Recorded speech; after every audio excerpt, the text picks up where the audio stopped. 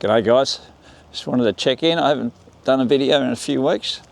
I've been back in Melbourne now for I think 3 weeks since my trip to Wuhan in China, and I just wanted to update you about some of the things that really stood out for me in Wuhan and the differences between what they're doing in China and how we live here in the West, especially a few things like personal safety, which really stood out. The way China's just embraced technology, and they're so far ahead of us in so many ways. They're using technology to their advantage, and we are miles behind. We need to catch up here in the West. So one of the things that really stood out for me is how clean China is, or how clean Wuhan is. Everything is spotless. You don't see any rubbish around the place. There's no graffiti at all. Now, there's several reasons for that. Number one is they have lots of people out cleaning the streets, and also the penalties for doing, throwing rubbish around and graffiti is quite harsh. So back here in Melbourne, we tend to just don't worry about it. People can go out and graffiti everywhere. Jump in the car and head from the airport in Melbourne back to the city, and there's graffiti all along the freeway. The freeway signs have got graffiti all over them. So that's the type of thing you just don't see in China, because I think if people get caught doing that, they're very harshly dealt with. What we tend to do is catch the people that do that sort of stuff. If it's bad, we slap them on the wrist, and if they're charged, but then they get let off. It's a small fine. So there's no disincentive. People know that they can do it and they can get away with it, and they use it to brand things, to build up their own social profile. So that's the sort of thing you just don't see over there. Everything seems to be a lot cleaner, and people take pride in their whole environment in their area. So it's looked down upon if people want to do those things. Where here, it's a whole sport. Graffiti's like a sport. Who can tag the most? Spread their sign, at so many different places. It's very sad when you come back to Melbourne and you see that. And it seems like we're heading down the same path as where the US is headed. And you see lots of really sad images of the US and all their homeless problems and their drug problems, and you just don't see any of that in China, which I think is really good. Technology is a massive thing. So they pretty much don't use cash for anything. Everything's done through WeChat, their app. Before I went, I linked my credit card to my WeChat account over there. So once you do that, you can buy everything through your phone. So they've got QR codes everywhere. Even the street vendors have a little QR code. You just scan the QR code, put in the amount, and that gets transferred straight to them. So there's no cash. They pay for buses and the metro, everything using WeChat. It's just so convenient. And they buy food online, gets delivered. Again, it's all done through WeChat. The other thing you can do is get around so easily, again, using either WeChat or Alipay. So jump on the buses. Buses are very cheap. Metro, super cheap. In Wuhan, they had, I think it's over 400 kilometres of subway line, which is massive. And they tend to build these things out so quickly in China. If you look on YouTube for China videos, there's a lot of people now touring China because they've opened up a bit more. Yeah, it's amazing to see. The next thing I want to talk about is personal safety, because they've got security cameras everywhere. And I think I saw online that they've got something like 600 million security cameras, CCTV cameras now, right? Which is, I think that's a good thing, because people know that if they do the wrong thing, they're going to get caught, so they don't do it. I went for a walk along the Yangtze River at night, and it was dark. They have lighting all the way along, but you know, as you can imagine, it was dark, and there were so many people out just walking along, not concerned about their personal safety at all. And you know, that's the type of thing that you wouldn't do in Melbourne and most Western cities around the world, I think. You're always sort of a little bit scared of your own personal safety, or more aware of it anyway, you know, concerned. But when I was walking along the Yangtze River at night, there were so many single females out just walking, enjoying the evening, you know, not concerned about their own personal safety at all. And I went to this playground. There was a playground, and they had lots of exercise equipment, you know, the body weight exercise equipment where you could just use your own body weight. And that was packed, full of people, all enjoying themselves. I think it was like 8:30, 9 o'clock at night.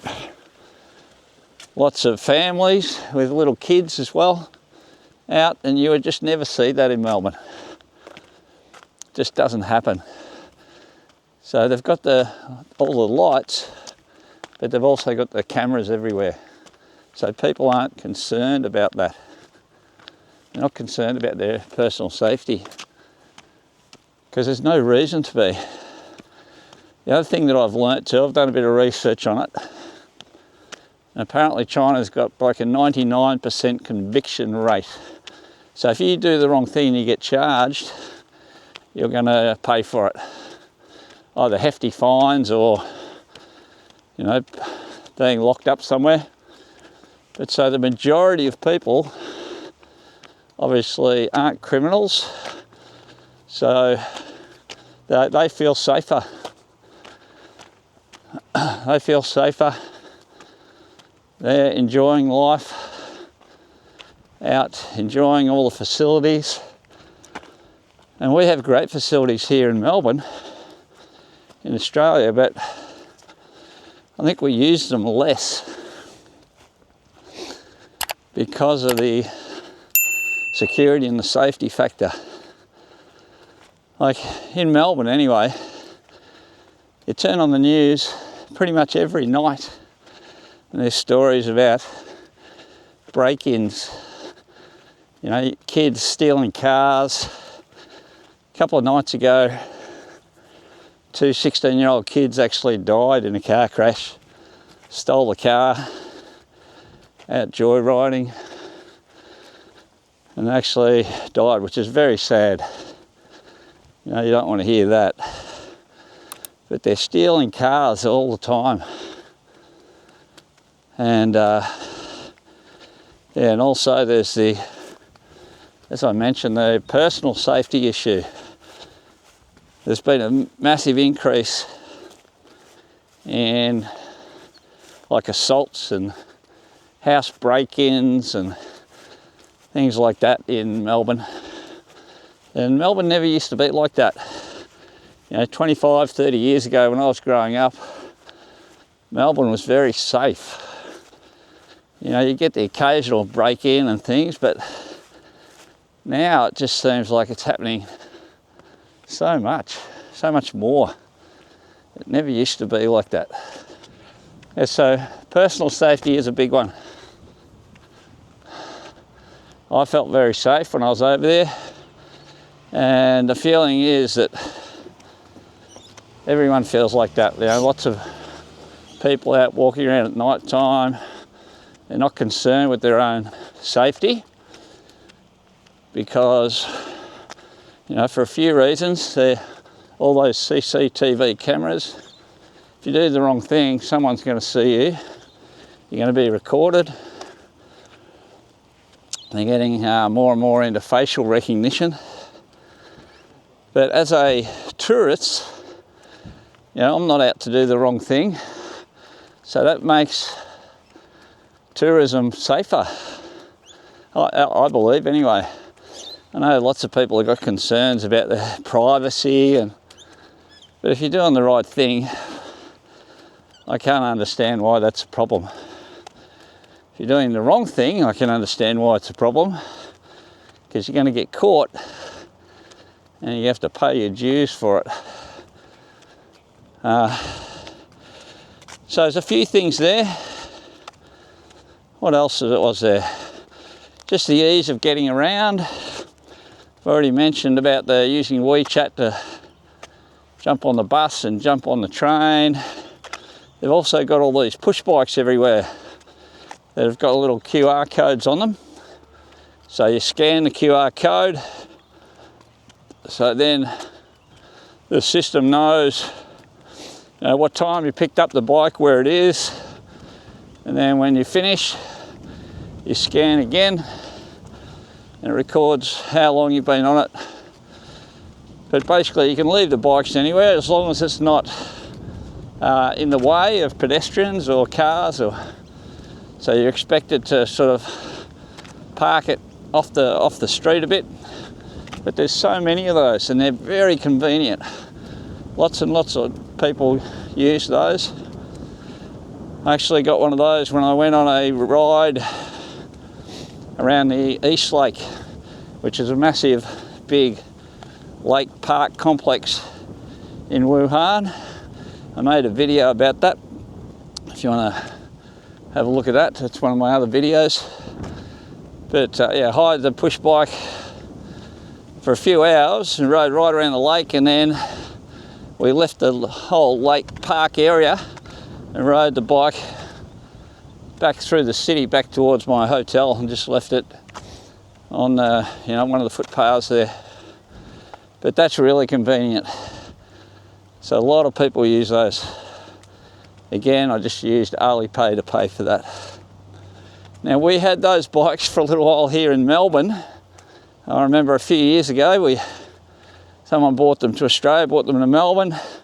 But the problem here is that people were hiring them, riding them for a little while, and then when they finished, they just like throw them in the Yarra. So no respect for the property, just throw them away. And the only reason they did that is because they knew they were probably not going to get caught. And so again, over there, if you do something like that, you'd really pay for it. Where here, lots of people did that. The ones that did get caught probably got a slap on the wrist, maybe a little fine, and then nothing else. You know, I think we're way too soft on the people that do the wrong thing over here. So that's one thing I think China's got right. They're really hard on crime. So if you do the wrong thing, you pay for your crimes. And because of that, their crime rate is much lower than here. Much, much lower. So there's a few things there that I really liked about China compared with how we are here in the West. So I think we can learn a few things. I'm not saying their system is perfect and we've got it all wrong here. I love Melbourne. I love all our fresh air and our parks like I'm walking around in now. But I think there's some things that we can learn from how China does it. But it's a whole of, you know, their system and society, I think. You know, we couldn't implement a lot of the things that they have over there here.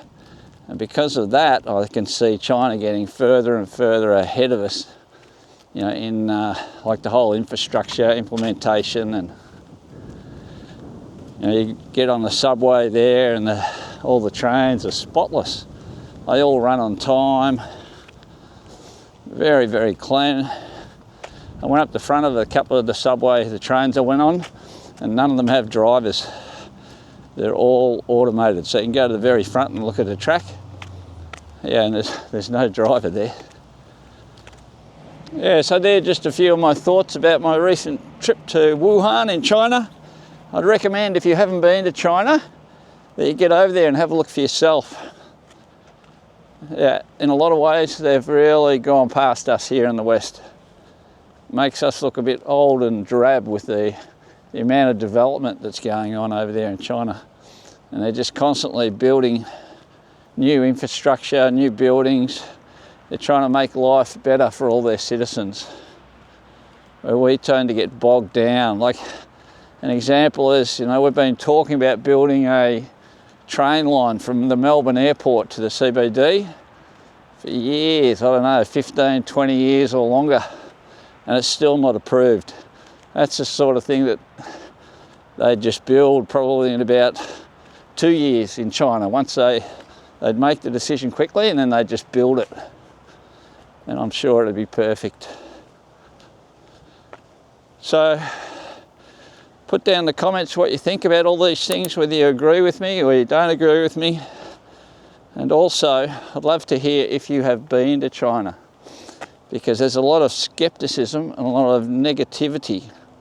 But I think most of the people that are negative and skeptical have probably never even been to China. And that's what they say. There are two types of foreigners' opinions on China. The ones that are skeptical and doubt, and then there's the people that have actually been to China. So I'd love to hear your comments down below. This is actually that was my third trip to China. I went in probably 2004. I went there, I had to speak at a tennis conference in Shanghai. And then I was there in 2018, June, July 2018, went on a 10-day tour, went to Beijing and then caught one of their fast trains all the way down to Shanghai and down around there. But that was amazing. I loved that trip. Did the walk on the Great Wall of China and did a few other things. But if you get the chance, I'd recommend you go to China and experience it for yourself. All right, guys, I hope you enjoyed this video. As I said, please leave in the comments down below what you think. Love to hear. And yeah, I'll speak to you soon. Bye-bye.